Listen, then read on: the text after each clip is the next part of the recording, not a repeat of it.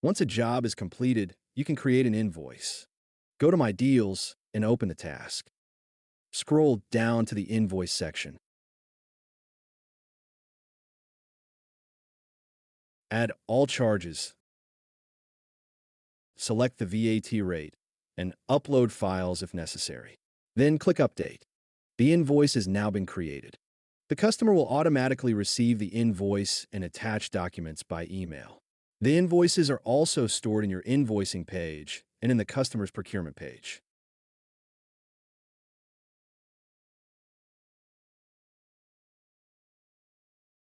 Alternatively, you can create an invoice directly from the invoicing page.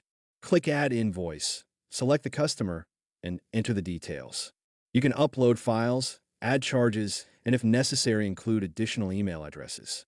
By default, the invoice will always be sent to the accounting email saved in the customer CRM account.